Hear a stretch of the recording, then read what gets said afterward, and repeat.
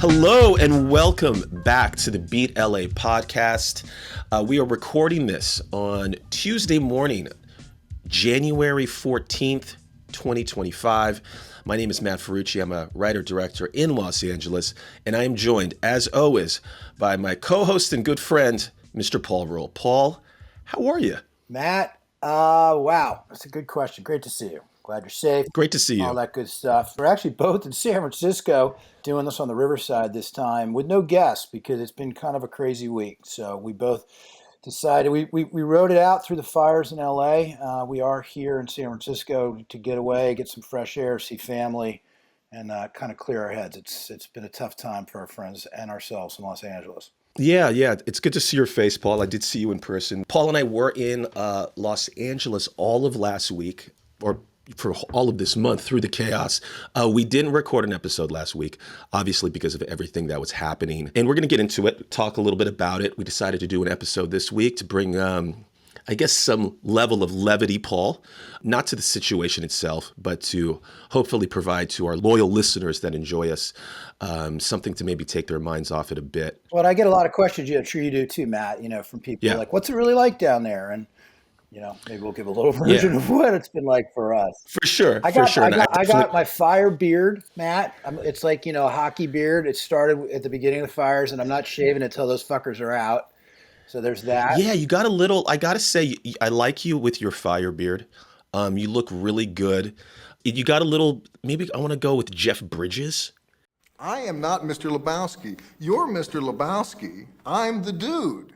A younger Jeff Bridges, because I know he's about 20 years, 25, 30 years older than you. Maybe. Well, I got a lot during the pandemic. I had the beard and the hair got long and white, and I got a lot of Chris Christopherson, and he's now not living. So listen, during the pandemic, you had the sort of terrorist look, but almost like that terrorist that funds the terrorism in Eastern Europe because you have the long hair. That's such a compliment, actually. Now you just look like it's more even like the vibe of like the Dennis Hopper terrorist, like the smart terrorist that's just a bit off. I just finished watching season 1 of Lioness, and that's what the terrorist that funds terrorism kind of looked like. He looked kind of like me. And he was walking around in his underwear at the end. I remember that. I could relate. I love that you finished Lioness season 1. Quickly, folks, in this episode, we're going to talk a little bit about Giants free agency, 49ers coaching carousel, NFL playoffs, a little Landman, and Babygirl. I'm going to talk a lot about Babygirl, one of my favorite movies of the year so far. But like Paul said, before we get into it, we're just going to quickly talk about the fires last week. Before we start, I want to quickly shout out some charities and places that you can contribute to help and support Los Angeles. I've gotten some texts, Paul, as I'm sure you have. Where can we go? This place is closed. They're not accepting this. It's kind of in flux. So if you don't mind, I'm going to clear out real quick and just name a few places for people. Please, Matt. Fire it up. Right now, if you're looking to contribute, Pasadena Sierra Madre YMCA, they're helping the people with the Eaton fires. If you're looking to contribute clothes, boxes of clothes, they're actually still accepting that. LAFD Foundation. Paul's a big fan of the LAFD Foundation. Pasadena Community College Relief Fund. Venice Family Clinic. Most of these places, Paul, I've been finding, they've been telling me that they're already overrun with clothing donations. So I think what they're really looking for is non-perishable items, medications, first aid kits. Dream Center LA helps find housing for those who were displaced. Mutual Aid Los Angeles has an extensive Excel sheet of all the places you can support. And finally, I just want to shout out all the people that set up GoFundMes that were set up by people to help their friends and families. Paul, I know our podcast is called Beat LA, and we talk a lot of shit about Los Angeles, but it is our second home. Both you and I have spent over 2 decades apiece here, so it does have a special place in our hearts. Audience, that we love to hate it, but we do love it here. And Paul, I'm just curious, what was the last week like for you? Great work on that, all that stuff, Matt. The only thing I'll add to it is, we both have friends, and we know a lot of people who lost homes, and giving money and things is important too. But I think sometimes people are afraid to reach out to people and just see how they're doing because they think they're going through a tough time. You and I both lost our fathers. People always ask me, what do you do? And something I said, just say you're thinking about them. just send a text and say you're thinking about them. Don't be afraid to do that if you know somebody who's lost things. You're not bothering them. You don't need to ask a lot of details. You don't need to expect a text back, but just let people know you care. And we do care about our crazy little town, LA. I'm wearing my closest thing. I come up to a Dodger blue shirt, and I'm going to put my Giants hat on. You know, like they do this split thing where it's like A's, Giants. I'm going to do that for a minute. Paul, quickly, I tried to, when I was getting ready for today's pod, I was trying to find anything LA Dodgers, and unfortunately I've burned all of that, as I should. I had nothing. Well, we're going to talk about that in a second. I had to evacuate, and I do have one Dodger thing from the 2018 World Series, which is a Dodger terrible towel rag kind of thing that I keep around because the Dodgers lost, and I was going to bring that with me. But then I realized if my house burned down, maybe I should just leave it there. I moved to LA, Matt. I'm going to age myself. I moved to LA the week of the riots. That was 1992. 3. I think it was 2, but maybe summer 93. Okay, whatever it was a week of the riots, and I remember leaving Dick Clark Productions, and they told us we couldn't drive on the surface streets because people were getting pulled out of their cars and beaten up. So I got on the 405 freeway in my Honda Accord with no air conditioning. It took me 4 hours to get to Westwood from Burbank, and I was slumped down in my seat, afraid that somebody was going to shoot me. So my time in LA started. LA's that kind of place, man. And then OJ happened right after that, and then the earthquake happened right after that. And I mean, LA is a nutty place. It's filled with lots of drama, and not to mention all the women I've dated there who almost ruined my life. So, no, like you, I arrived in August of '93. Right after the riots, to go to USC and through the Northridge earthquake. And LA's been home longer than when I grew up and was in Northern California and San Francisco. I've been down in Los Angeles longer than most of my life now. You know, it's a weird, wacky place, but crises always bring communities together. But I think in LA's story, you know, it's such a huge place, 7 million people, if I'm not wrong. And it's more than that. It's more than that. More than that. But it's just the way the communities have come together makes you kind of proud of the city and proud of the people, and you see the resilience in people. It's devastating. I've been texting a lot of people, Paul. Like you said, it's really interesting to see who reaches out and kind of who doesn't. I'll admit, I keep a little score. There's a little bit of a scorecard going in the back of my head. People have been reaching out to us. I mean, I had to evacuate. I got a lot of really nice texts from people. For sure. But I always text like the people on the East Coast. I say it's a little bit like Stranger Things, man. And I don't mean that to be funny, but like it's a bit of a war zone down here in certain areas, man, and it's pretty crazy. Paul, you evacuated. I did. I did. It was last week. We were on the phone. Yeah. Yeah. It was pretty intense. Yeah. You want to tell us a little bit about that evac story? Well, first of all, Matt, I just want to say, we're not just podcast partners, but we're friends. And you offered up that I could come stay and hang out and all that stuff. We didn't do that. And that was not anything personal. But I think that where we ended up, my friend Chris Dryden and his lovely wife Megan, they have maybe a slightly better wine selection. So I went to the place that had a better wine cellar. I'm like Richard Branson, if you remember in the hurricane that happened on Necker Island a few years ago in the BVI. Like he took all of his employees down into the wine cellar and they rode it out. So that's how I see it. When I see a natural disaster, I'm like, where do I go and drink wine underground? And that's what I did. I think anytime in the disaster handbook for people, whether you live in a tornado area, tsunamis, earthquakes, even war-torn where there's actual gunfire flying over your head, you should always bunker in a place that has substances, whether it's alcohol, cigarettes, or drugs. That's the place to go. I'm going to start with a pet peeve, and then I'm going to tell you about my week. I'm going to ask you about yours. We talk about the zombie movies. Nobody ever gets drunk in a zombie movie. And my take on that is because they drank the alcohol immediately and then there's no alcohol left.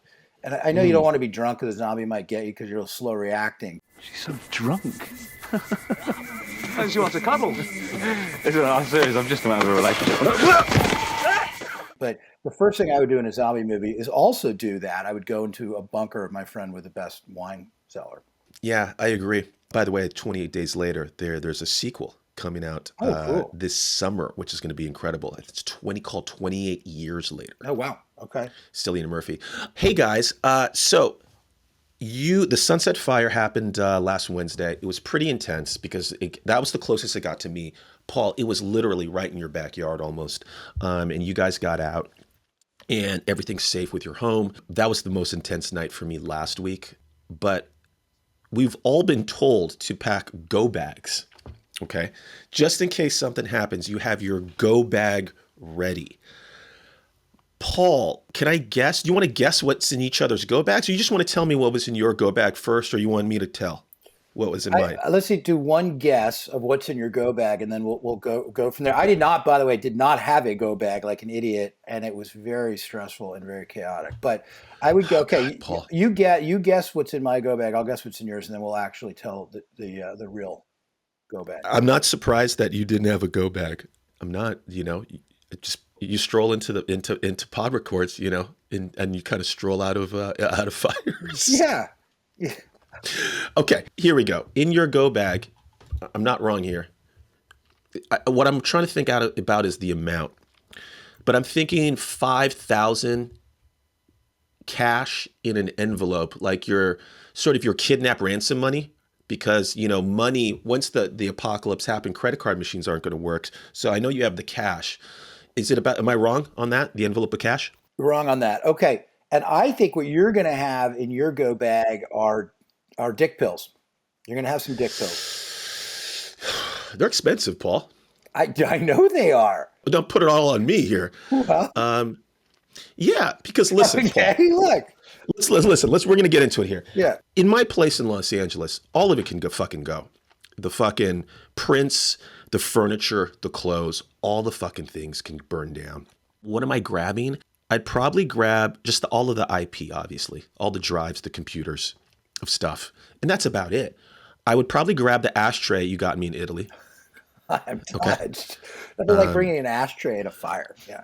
My dad, in the Korean War, he had 2 grenades he had from the Korean War. I'd probably grab the grenades, the kidnap payoff money, my passport, that said dick pills, and then like the memento box. You know the memento box. Yeah. We all have one, whether we want to admit it or not, of hotel keys, cards, and pictures from all the movie Memento. I thought we were going to cut to our first clip. No. The memento box of all the tchotchkes of all the women you've dated through the years who've given you letters and cards and stuff. I'd probably grab that. And then finally, probably my chainsaw, Paul. And I just put that in the trunk. You own a chainsaw, Matt? No, I'm trying to be funny. But if I did have a chainsaw, I'd grab it. That's a smart Get the hand-to-hand combat with one of these fucking cartel bums, the people that are fucking rolling. You don't know how you're going to get rolled up on. That's smart. I have a power washer, Matt. I could bring that. They take up a lot of room, and I wouldn't know where to plug it in. That's a good list. That's an excellent How about list. you? What would you put in yours? So what I ended up putting in mine is I got these 2 memory boxes, like memento things. I got those. I brought my collection of watches, in part because several of them came from my father, and we can cut to the clip from Pulp Fiction here. He hid it. In one place he knew he could hide something, his ass. 5 long years he wore this watch, up his ass. So I took my watches, I took some photo albums, things like that, but I realized that, and Kristen is now using this against me, when we left, Kristen, my wife, she's trying to get me to declutter, and nothing declutters faster than a fire, I guess. So she's like, you left the house and like there's a lot of stuff you didn't take. Like maybe we can get rid of all that when we come back. And I'm like, wait a second. The term "never let a crisis go to waste." Yeah. No. Yes. In marriage, I think wives don't let crises go to waste. I like that Kristen's got a little Maria Kondo in her, and because that's like me, Paul. You know me. I'm my middle name is minimalist. And your second middle name is punctual. Yeah. Not real catchy names, Paul. Not real catchy names. But think about it. So this is for anybody who hasn't gone through this, and we thank God if you haven't, and we're so sorry if you haven't. We have some friends, like I said, who lost their homes and probably saying like, fuck you guys for talking about this right now because it's too early. But I thought about this. So like most of the things I took were things that existed like pre-iPhone, right? Because like every photo that I have is on my, like you said, you take the drives, right? So right. But like my father, like if I had to go find anything of my father, I think he's probably on a wedding video for my brothers in the early 90s. But like if something happened to me and you wanted to find me, you just go onto the BLA YouTube channel and you could watch me forever. That's a really interesting thing. Like the loved ones that you leave behind, Paul, because you overslept and got barbecued and you couldn't get out. I'm the guy that oversleeps, misses the plane, and then the plane crashes, and I somehow survive. Either way, you perish because of your unpunctuality. I put that out there. I'm not terrified. I just said that. Okay, but what I'm saying is do you want people to remember you by the Beat LA podcast? Wow. Because That's a yeah, I great know, right? question. No, Oh, I'm shit. shitting on our own fucking pod. If people leave and think, say, Matt Ferrucci, in the first line in his bio is host of the Beat LA podcast, I mean, this is fun. I'm glad people listen, but like, I don't want that to be the one thing that maybe I'm wrong. Maybe I'm crazy, but I'd like people to remember me for the Matt Ferrucci Center for Disabled Artists. No, I'm crazy. I'm just lying. Do that. I'm lying. But with all of that Pet Pro Supply Co. company, you can start building your Center for Wayward Youths or whatever. Utes, as they say in My Cousin Vinny. Did you say utes? Yeah, 2 utes. What is a ute? Oh, excuse me, Your Honor. 2 youths. Let me ask you this question: if you die, where would you want your name to be on? Like, if you had to pick, would it be like a stadium? Would it be a wing at Princeton? Would it be like a plaque on a San Francisco Giants on the outside of the stadium? Where would you want the Paul Rule Center or the Paul Rule thing to be? These are deep thoughts. I don't know. I start working on that. I don't know if I should mention it. There's a rule room at Princeton. Oh, that's cool. I mean, what? It's just a room for what? It's a nice room. Is it a classroom? My brother's made more money than I have. He was nice enough to name it after the family. But is it a classroom or is it a place where like detention? Like that would be the Rule Detention Center. I think they have like fundraisers there and they get people drunk to write checks. But no, this is a great question, man. We went there thinking about legacy and thinking about, life's short, and it's even shorter when there's a wildfire burning through your town. And look, I think we all thought, like, everyone was like, oh, something terrible is going to happen eventually in LA with fires. But I mean, if anyone's been in LA, Pacific Palisades is gone. It's just gone. Yeah. I mean, what version of that happens in modern America? It's Dresden. This is, by the way, other generations have gone through this. The Blitz in London destroyed like half the city. Like, we're pretty soft in America. Like, we've been pretty, the pandemic was awful and all this stuff, but like, war is never, since the Civil War doesn't come to us, right? We go to other places and create war or participate in war. Let me ask you a question, Paul, and this could be my, hopefully not naivete. That was my history major. But, I love it. I love it when you go Professor Rule here. Cut to the clip from Indiana Jones. Archaeology is the search for fact, not truth. If it's truth you're interested in, Dr. Tyree's philosophy class is right down the hall. Here's a question for you. Like, when Katrina happened and New Orleans got decimated, it feels like they rebuilt quickly. How do you feel about, like, what's your time frame? I know we got the Olympics coming in 4 years. I'm just thinking ahead, like, what's this rebuild going to look like? Is that land? And I'm sorry to say this, but in the Palisades now, as you know, in each crisis, there's a way to get money made. People made a lot of money in the pandemic. And then now I'm looking at the Palisades and the Malibu and the beachfront properties. And I know people are swooping in. There's a lot of bullshit going on with rent hikes and all that stuff. What do you think's going to happen in that wild west of an area now? Diego Torres Palma is going to buy it all up.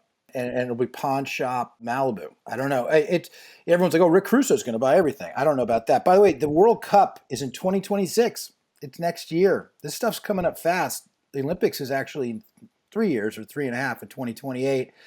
LA's got a lot of work to do.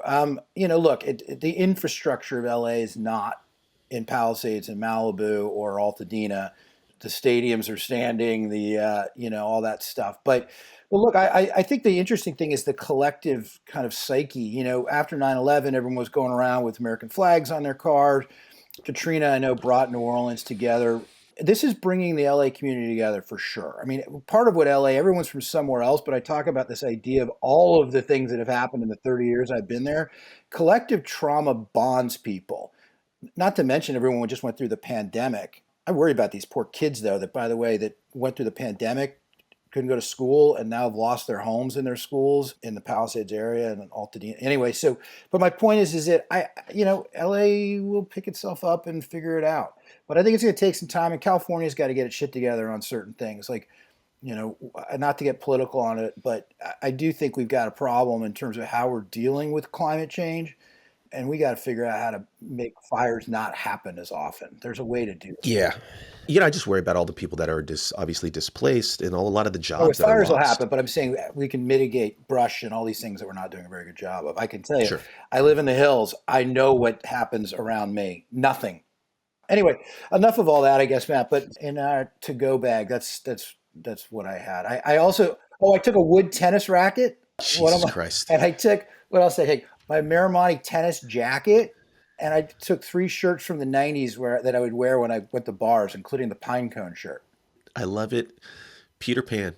Just the things you can't. And we took our wedding photo. We have kind of like a wedding box. I took my wedding suit, the suit I got married in. I took Jesus, that. that's not a to-go bag. Now this is like a to-go cart. We put it all in a This car, is so man. much We live stuff. in LA. Everything's cars. So we put it in cars. And actually, the night we evacuated, we went in 2 cars. And then it was like out of a movie. And Kristen started ahead. And I couldn't get her on the phone. And she's like driving right into the fire zone. And we actually recorded it. So I called her. And she was on speaker, I guess. And she has it as a voicemail, like a 4-minute voicemail, Matt. I don't have the Porsche key. I don't know where the Porsche key is. I'm fully Team Kristen in this. I'm with Kristen. She jumps in the car. She flies out of there. You know, the game is the to-go bag. Is the bag. No, Matt. That's it. But see, you're the one who's like staying behind, grabbing all the stuff, suits, pictures. Oh, I need this jacket. You know what you sound like? You sound like what I've heard from a lot of parents when they say to their kids, what do you want to grab? And they want to grab everything. And that's what you sound like, Paul. You're not wrong. I'm a sentimental fool, baby. Quickly before we go, I'm just curious. What do you think about, like, does this give you pause about like staying in LA? Like, just a hypothetical, because I just want to know. I'm curious because I'm curious for myself. If you had to move somewhere else or buy somewhere else now, where would you buy? Are you like like one of those Austin guys? Man, I will say I have a Frankenstein Playboy from when I was a child that I put together. Uh-huh. You know what those are? Like, you take the pictures out, and I still remember what that is. I left that, so I didn't take everything. Okay. So am I going to leave LA? By the way, there's still Santa Ana winds happening. There's a red flag warning as we talk. I'm still kind of white knuckling it through the end of this week. But I would tell you that if our house had gone away in this, I would probably leave LA. I would be like, it's just one thing too many. Where would you go? Well, Nashville, Austin, New York? I don't know, maybe San Francisco. San Francisco? We love our San Francisco. Yeah, somewhere. Yeah, maybe Nashville, maybe New Orleans. The Garden District of New Orleans is a lovely spot. I don't know. Maybe a place where the taxes aren't quite as high. Yeah. So what about you? Ecuador. Yeah, Ecuador. Your money would go a lot farther in Ecuador. Yeah, and there's also no extradition treaty in Ecuador. What have you done, Matt? I ain't saying. I'm not talking. It's been. I'm a vault. Have you been to Ecuador? I'm a vault. No, I haven't been to Ecuador. As your friend, I think you should go somewhere that you. Well, I guess this is not with a to-go bag. This is actually with like you maybe go look at it, buy some property. Here's how I know about Ecuador and the non-extradition treaty. I think I'm correct. Is I learned that by watching the Steve Martin movie, The Spanish Prisoner. Remember that one, written by David Mamet? Yeah, I do remember that. Great film. I couldn't even cut to that clip. It's so obscure. I think you'll find that if what you've done for them is valuable as you say it is, if they are indebted to you morally but not legally, my experience is they will give you nothing. Our friend Ben Sompkin, friend of the pod and friend of Best Things We Saw, has a property in Nicaragua. I don't think he's ever built on it. It's just a plot of land. So you could go get your yurt and hang out in Nicaragua. Ben, I'm sure Ben would be cool with that. Paul, anything else before we take a break here and move on to something more sports? I hope we've covered it, Matt. I don't know. Like it seems like a topic that's impossible to cover. I guess what I'll just leave it with. I will be curious what's on the other side of it because, all I was saying is LA is a city of transplants, but we do have this shared trauma, and I do think that something good tends to come out of these things. But I don't think we're actually even on the other side of it yet, right? The fires are still ongoing. It's not like an earthquake where an earthquake happens, and then you're like, oh, the earthquake's over. Now we start rebuilding. We're not even there yet. So anyway, we're all a little bit in limbo at the moment, but I'm hopeful, and I believe in the resiliency of humans. Yeah, and we're going to shout out some people at the end here as well, and kind of wrap this up in a bow at the end of the podcast. So thanks for listening to us talk about the fires and bring a little levity to it with our stupid humor, and we will be right back with some sports. All right, we're back. This is the Beat LA podcast. Thanks for listening to us. Before we get into sports, Paul, I just really quickly wanted to talk about the best sporting event I thought of last week, which was the Jimmy Carter funeral. Did you see the highlights from this Gladiator American Idol slugfest? It was drama. It was like watching a Bravo television show. If you don't know about this, Jimmy Carter had the state funeral last week. It was on TV. All the presidents that are still alive showed up. All the vice presidents, they were all sitting in the front row. It was very like Succession, some HBO drama. And the big highlight from that was Trump and Obama were sitting next to each other, yucking it up. And a lot of people are trying to think about what they were talking about. Until 30 seconds ago, Donald Trump was talking to Barack Obama's ear off. Yes. A lot of lip readers said Trump was saying to him, I got to take care of that. Let's talk about this outside in the foyer later. And they were discussing some inside skull and bones Yale stuff. Paul, what do you think happened? I think they were commiserating. I know you love this, Matt. And you particularly love when W, my doppelganger, stomach tapped Obama. I think he was doing the Bangkok thing, where he's like, "What's capital of Thailand?" And he wanted to actually like rack him. But then Bush like pulled back at the last second because he's like, "Oh, we're in a church, right?" And he's born again, even though he used to be a great drinker. So I think that was some version of that. Bush calls everybody chief, right? So yeah. I'm sure he was calling him chief. I think what Obama and Trump were saying to each other. So, Obama famously had a quote where he said, speaking of fellow Democrats about Joe Biden being the party's nominee in 2020, Obama famously warned, don't underestimate Joe's ability to fuck things up. And I'm sure those two guys were like, look, they were ripping on Joe. That's what they were doing. That's the one thing they have in common. Man, it's incredible. But it just goes to show you like that sort of that inside boys club, which I don't mind with presidents. I mean, shit. I mean, it's a small fraternity. I wrote a pilot, Matt, called F POTUS. F POTUS. F POTUS. And it stands for the former president of the United States, but also could be like fuck the president of the United States. And it's about a former president and him getting up to all sorts of shenanigans. I'll send it to you, Matt. We can send that through the BLA production company. No, I just wanted to mention that and run some clips from that for the people to see. It was fascinating. Karen Pence icing out Trump, Mike Pence talking to Trump for the first time and shaking his hand. Everyone ignoring Kamala. Kamala in the front row. Yeah. She just looked like she didn't want to turn to talk to Trump. Melania next to Donald looking so bored. And then sort of like, Obama in the center and George just being the charismatic guy that he is. I thought it was a lot of fun. That was great. Thank you for indulging. Thank you for welcome. indulging and me. And Kendall Roy, I think, was there. I think I saw him there. We're going to get to Kendall. Okay. We're going to get to Kendall in a little bit later. Okay. Hey, real quick, the San Francisco Giants, I know we're in the midst of the hot stove free agency right now.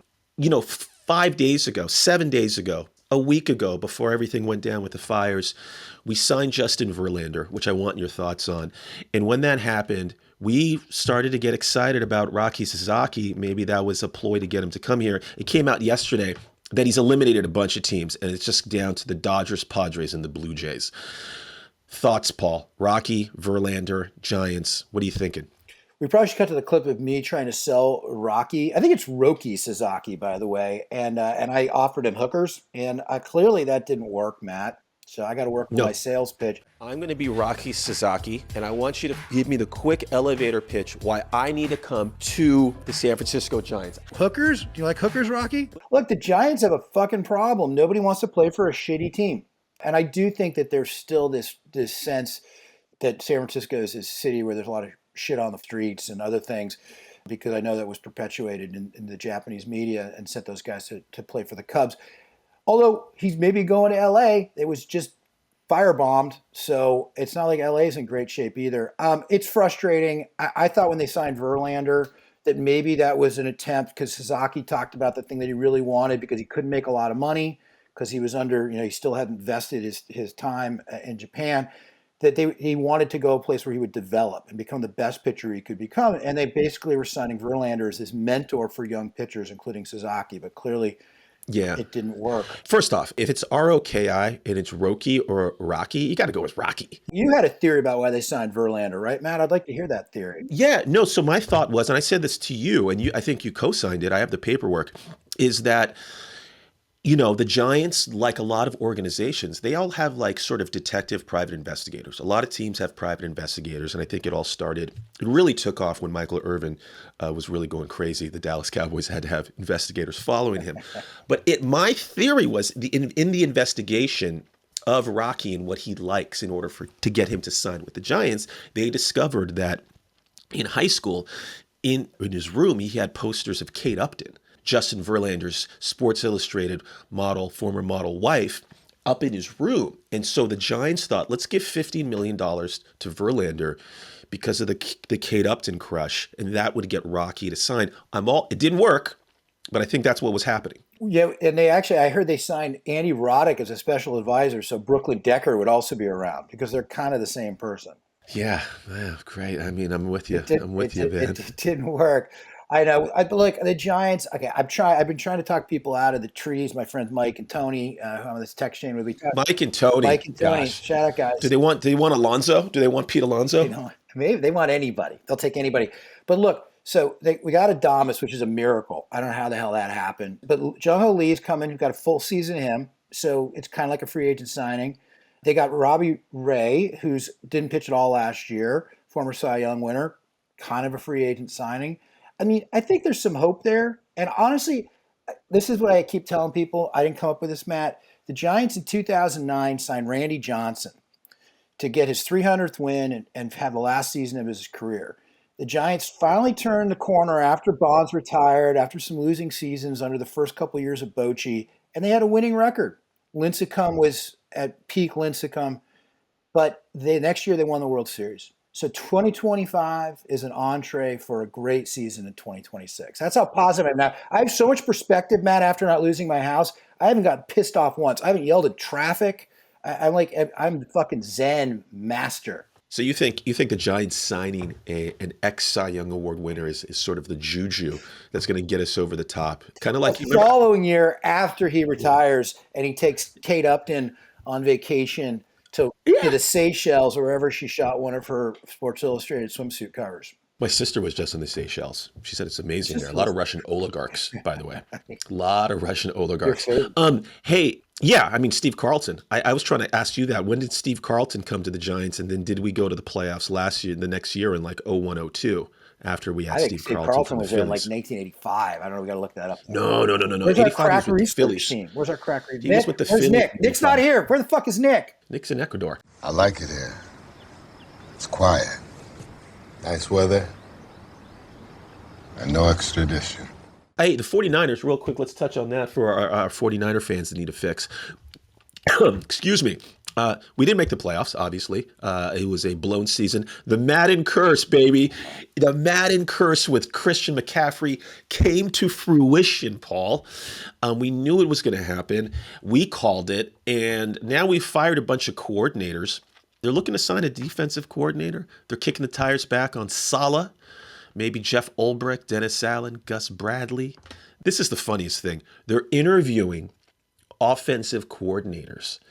And yesterday they reported they completed an offensive coordinator interview with like the passing coordinator at Iowa State.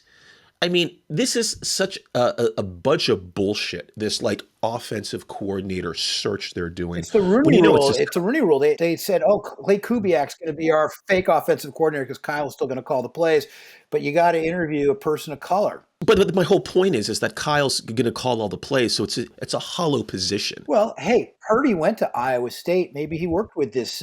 His name is Noah Pauley. They also interviewed a guy named Chris Banjo to be their special teams coordinator. I'm liking the names at least. I mean, what do you think? I mean, Matt just ate a banana for anybody wondering what the pause was there. Yeah. Hey, listen, I hear 2 bananas a day give you enough energy to take on like a bear. Cocaine bear? What if the bear did cocaine? You'd still lose. Yeah, in order to eat 2 bananas a day give you as much energy as like 6 cups of coffee. If you were fighting Cocaine Bear, would you also need to do cocaine? You probably would. It's like cocaine Christmas.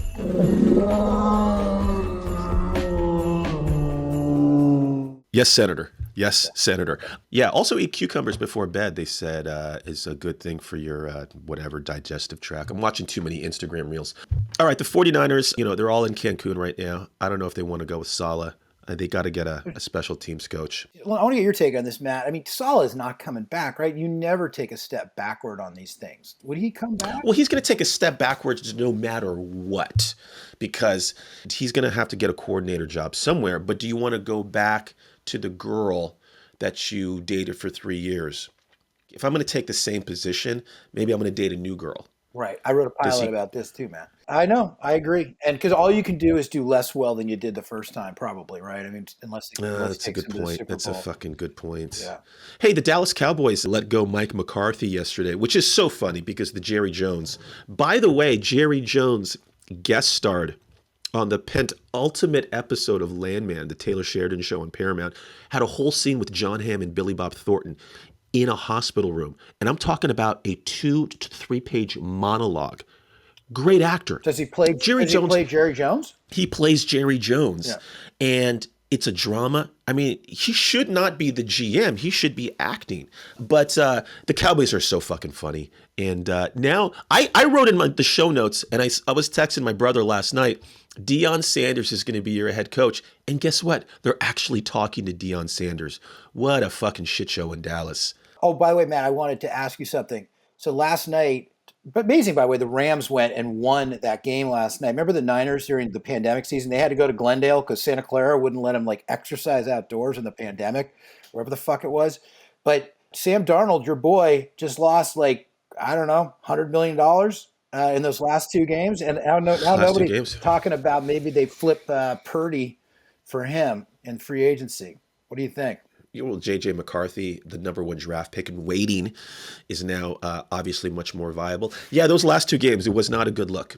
It was not a good look. His meltdown against the Lions, and then last night, holy shit. I mean, he was sacked 8 times. I mean, he was seeing ghosts. It was Sam Darnold from the Jets seeing ghosts, and it was really hard to watch. I don't know.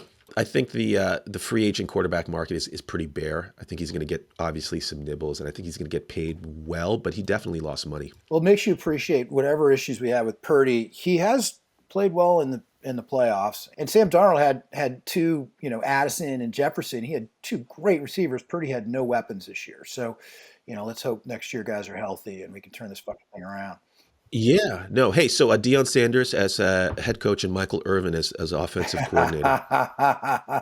The post-game parties are going to be fabulous. Fucking amazing. Let's see. Warriors were cooked. We lost last night to the Toronto Raptors. Is there anything you want to touch on the Golden State Warriors? The 9-31 Toronto Raptors. No, it's sad. It's actually sad. These dynasties end. The old Bill Walsh thing is you show them the door early, not late. It's like watching they have these Legends games or something like that. I feel like you're watching a bunch of Steph, who's now old and tendonitis in his knees. And after the Olympics, you figured he wasn't going to have a good season. I mean, you can't at 36 play all year round. And then they've got a bunch of, fill-in guys like Buddy Hield, who clearly sucks. And I don't know. It's just, yeah. I have a theory, Matt. You know this theory. It's happened to the Giants. You got to make a deal with the devil to win like that. The Giants had 3 World Series in 5 years and are going to be bad for the rest of our lifetime. I think the Warriors are a little bit the same. Bob Myers knew it was time to get out. Yeah, well, it's not Steph's not the issue. He's been playing he's not solid the issue, enough this but year. he's 36 with bad knees. Yeah, right. But he's been playing fine. It's just the team around him is just so suspect. I was telling you earlier that they're mid, but now they're 18 and 19. 6 and 16 in their last 22. They're beyond mid. They're sus, as the kids would say. Yeah, and I go to you for all. We just I know what fucking mid aged is, ourselves. So they're not mid. Sus. They suck. They're 10 games under. Do you know what sus is? Suspect. There you go, baby. How do you do, fellow kids? What? Yeah, Jonathan Kuminga goes down as soon as he's turning into the next coming to Dominique Wilkins, and losing him was a big loss. Let's get off the Warriors. Hey, Ohio State versus Notre Dame in the national championship. I can't believe I'm rooting for Notre Dame because, it's just so much fun to root against Notre Dame, but it's a lot more fun and easier to root against Ohio State, from my opinion. I mean, I've always hated Ohio State, but particularly after, we've got a lot of Michigan friends, including our friend of the pod, Greg Schaefer. you can't lose to Michigan in the final and then go on to win the national championship. It shouldn't actually be allowed. I actually don't like this new system. I have found, maybe because there was the biggest fire in the history of Los Angeles happening at the same time, but I have not been able to focus on it or care about it for 1 second. Yeah, well, listen, I've been watching. I watched the semifinals when it really got good. But, Ohio State, this is kind of a pet peeve. It's like, the amateur sports lover that we are. They're the highest paid NIL team in college football, Ohio State.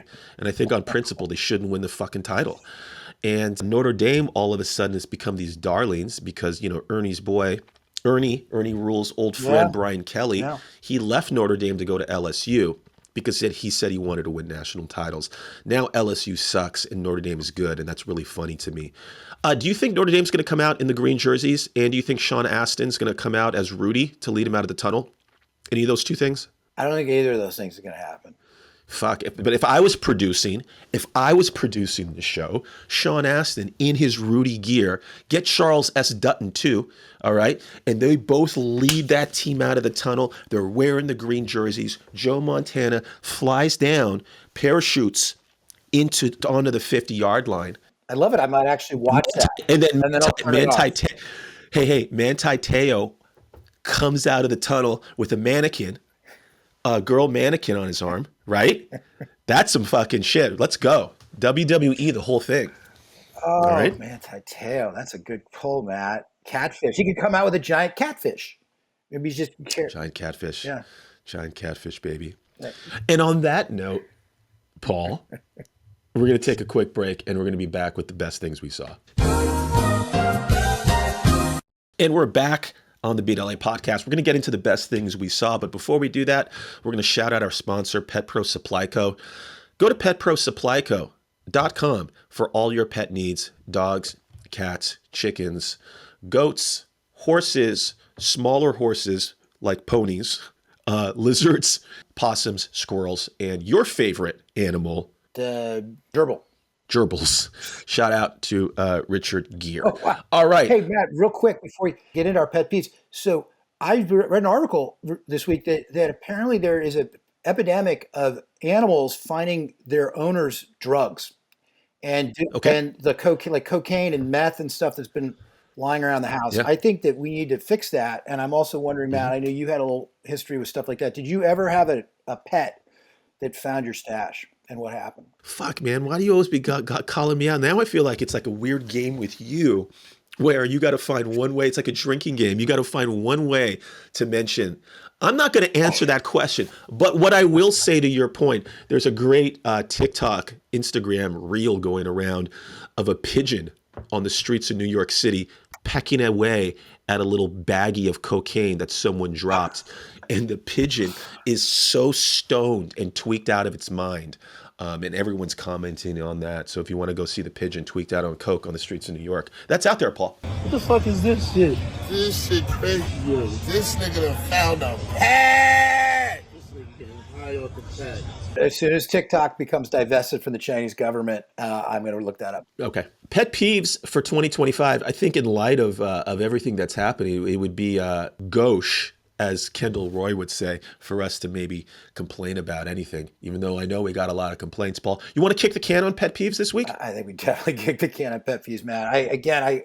Perspective is hard to come by, and gratitude. I don't know. I'm feeling very, very fortunate in many ways, and none of these little picadillos of life. We should try to don't sweat the small stuff, as they say. Gotcha. Yes. Well, let's jump into the best things we saw. TVs, movies that we've loved. Paul, do you want to go first? You want me to go first? What do you want to do? It's the dealer's choice. I always love it when you go first, Matt, because you actually watch stuff. Okay. The night before the fires hit, I went to the movie theater with my friend, neighbor, Dave Tenenbaum. Shout out to Dave. And is Dave the guy that came up to me in the mattress store and thought I was a celebrity? Yeah. That's exactly right. I love Dave. Yeah. I think, Paul, I know this came out on Christmas 2024, but it's really gotten a lot of love in the new year, is the movie Babygirl with Nicole Kidman and Harris Dickinson.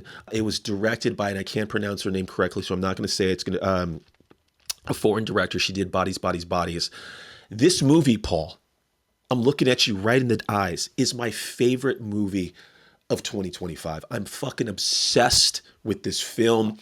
Everyone, go see Babygirl, man. It's about a high-powered CEO, played by Nicole Kidman, who puts her career and family on the line, Paul, when she begins a torrid affair with her much younger intern.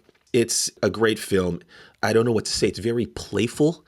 In the movie, there's this dominant, submissive role play with this younger man. It's all about power dynamics, which I know you're a big fan of. I just love this film. It's funny. It's almost like a dramedy. You know, a quarter century after Eyes Wide Shut, Nicole Kidman has gifted us with the spiritual sequel, okay? And this is Babygirl. And Nicole Kidman, man, it's just great. Risk, bondage, outrageous musical cues. There is a George Michael father figure musical cue in this, Paul, that is out of sight. It's electric. This is electric cinema. It's a dangerous affair. It's one of the best films I've seen. It's so much fun and it's so funny. Babygirl. Wow. Go see When it. I mean, I've read the reviews and I was like, Nicole Kidman just did some movie where like she got involved with like Zac Efron, who was like dating her daughter. I'm like, it's kind of the same, like all these like, you know, cougar-y theme things. And we feel like we've seen this movie before, but maybe not this version, right? Because it's basically No. Fatal Attraction, or it's basically 9.5 Weeks, or it's basically Secretary, or it's basically whatever. But yes, I've heard somehow they've been able to turn all this stuff on its head. And that that it's great. And Nicole Kidman, she must have cloned herself because she is in everything. She's literally in every fucking movie and TV show. Yeah. Good for her. Nicole Kidman has become one of my favorite actresses working today, by far, because it's become so saturated. I've seen so much of her. Paul, when I go to the movie theaters now, and you know I go to the movie theaters quite a bit, I know you do. She does the AMC thing where she comes out and she has there's that whole AMC promo where Nicole Kidman talks about going to the movies. When she comes out, I was at Nosferatu at Man's Chinese. People start clapping for her. It's a joke and it's fun. Somehow, heartbreak feels good in a place like this. She's unbelievable. Isn't it Nicole fascinating, Kidman. Matt? So she and Kate Blanchett are putting the same thing. They're both great actors. But when I was acting and you were acting, Matt, they talked about like, you know, facial expressions, whatever these things are. Neither of their faces moves. They both have so much Botox and plastic surgery, yet they're still amazing actors. How do you do that? Yeah. The Botox school of acting. I'm going to go to that. Yeah. Anyway, Babygirl. You know what? Take your special someone with you to see Babygirl because afterwards, you guys are going to have that conversation. Not, you know, when you went to see Unfaithful, remember that movie with Diane Lane? Oh, absolutely. Afterwards, you're like, fuck. You know, they're going to think I'm cheating. She's going to think we're going to have to talk about infidelity. This movie, after you see it, you're going to be talking about, hey, what do you want me to do to you? Oh. That's in a fun way with your partner. Wow. Okay. Paul, you got anything? Well, as I told you, we just finished season 1 of Lioness, also Nicole Kidman. We should just watch nothing but Nicole Kidman joints for the rest of the year. I don't have, other than I did like Lioness. I'm just going to watch nothing but Taylor Sheridan shows or Nicole Kidman shows. And I basically will have stuff to watch for like the rest of the year. How the fuck does Taylor Sheridan write every one of these shows? It's unbelievable. It's unbelievable. And he writes every episode himself, right? Yeah. Anyway, so I'm excited for season 2. I'm excited for Landman because you keep talking about it, Matt, which I think seems like a good segue. Also, by the way, I'm going to be watching for the next 2 weeks the Australian Open because you know me, I love my tennis and my Grand Slam tennis, and I love the Happy Slam.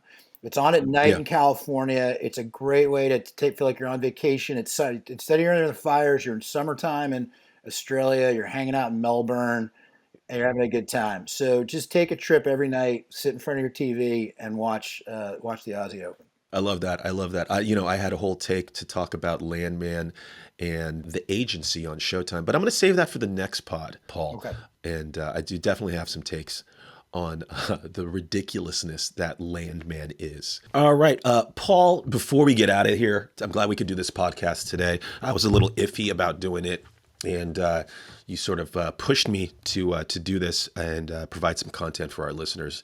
So before we get out of here, Paul, is there anything else you want to say or touch on about all of this? I mean, we're obviously going to finish with shout outs, or maybe we've done them to everyone we love who has lost things and everyone who has reached out to us to make sure we're okay, and good things can come out of bad things. But I'm going to read something here, Matt. Actually, a good buddy, Matt Edelman, sent this to me. I'd read it before. Joan Didion, who was an LA writer and wrote something that has been kind of going around, that people who don't live in LA or people who do live in LA, I actually got quite emotional when I read this for the first time.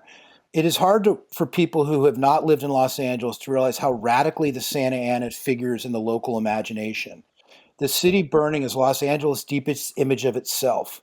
Nathaniel West perceived that in The Day of the Locust, and at the time of the 1965 Watts riots, what struck the imagination most indelibly were the fires. For days, one could drive the Harbor Freeway and see the city on fire, just as we had always known it would be in the end. Los Angeles weather is the weather of catastrophe, of apocalypse. And just as the reliably long and bitter winters of New England determine the way life is lived there, so the violence and unpredictability of the Santa Ana affect the entire quality of life in Los Angeles, accentuates its impermanence, its unreliability. The wind shows us how close to the edge we are. Well said. Anyway, well said. It makes me emotional. I don't know why. Yeah, no, I hear you, man. And it's been an emotional time. I think that's a really great thing that you read there. As Paul said, we have a lot of friends of the pod and a lot of people that were affected. We just want to give our final shout outs to our friends and all the resources that have been affected by the fires. I want to shout out, obviously, some people who have been affected by the fires and have lost things. Andy Deere, Marty Metro, Eric Luminarius, friends of the pod, Chris Titone, Samantha Gutstad. Everybody, you're in the thoughts of Beat LA. We're thinking about you. We're thinking about LA.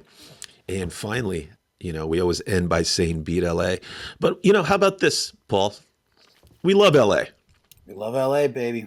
Maybe we're a little All Randy Newman right now. Anyway, we do love it, and it's given us a lot of good as well as a lot of crazy shit over the, at least for me, the 30 years I've lived here. So anyway, all right, baby, we're going to rebuild, and we're going to be better than ever. Okay. We love LA. Love LA. See you next week.